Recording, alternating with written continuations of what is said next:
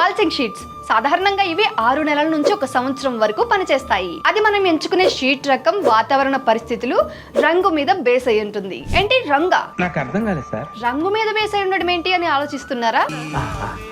Yes, mulching sheet లో కూడా చాలా రకాల రంగులు ఉన్నాయి. సో ఆ రంగులేంటి, దేనికి ఉపయోగపడతాయో చెప్తాను. First the black colour mulching sheet. దీనిని ప్రధానంగా కలుపు మొక్కల నియంత్రణ కోసం వాడతారు. బ్లాక్ కలర్ వెలుతురును పూర్తిగా అబ్జర్వ్ చేస్తుంది, కాబట్టి కలుపు మొక్కలకు వెలుతురు లేక ఎదగలేవు. వేసవిలో నేల వేడిని కాస్త పెంచుతుంది, చలికాలంలో మట్టి చల్లబడకుండా చేస్తుంది. రెండవది సిల్వర్ బ్లాక్ మల్చింగ్ షీట్. ఇది ప్రత్యేకించి వేసవిలో ఉపయోగపడుతుంది. పైన సిల్వర్ కలర్ ఉంటుంది. ఇది సూర్యకిరణాలను రిఫ్లెక్ట్ చేస్తుంది, కాబట్టి నేల వేడి ఎక్కువ కాకుండా నియంత్రిస్తుంది. కింద బ్లాక్ కలర్ ఉండడంతో కలుపు మొక్కలు ఎదగకుండా అడ్డుకుంటుంది. అంతేకాదు సిల్వర్ కలర్ వల్ల పురుగులు కూడా తగ్గుతాయి, ఎందుకంటే సిల్వర్ ప్రతిఫలనం వల్ల కొన్ని రకాల పురుగులు పొలం దగ్గరికి కూడా రావు. Third one white black mulching sheet. దీనిని ఎక్కువగా వేసవి మొక్కజొన్న, కూరగాయల సాగులో వాడతారు. వైట్ కలర్ వెలుతురును రిఫ్లెక్ట్ చేసి నేలను చల్లగా ఉంచుతుంది. కింద ఉన్న బ్లాక్ కలర్ కలుపు మొక్కల పెరుగుదలను అడ్డుకుంటుంది. Fourth one red colour mulching sheet. దీనిని ప్రత్యేకించి టొమాటో, స్ట్రాబెర్రీ పంటల్లో ఎక్కువగా వాడతారు. ఈ రెడ్ కలర్ అనేది పొడవైన తరంగ దైర్ఘ్యాలను రిఫ్లెక్ట్ చేసి పంటల పెరుగుదలకి సహాయం చేస్తుంది. కొన్ని పరిశోధనల్లో రెడ్ మల్చింగ్ షీట్ వల్ల పండ్ల రంగు మెరుపుగా అవటం గుర్తించారు. మరి మీరు ఏ పంటలను వేస్తున్నారు?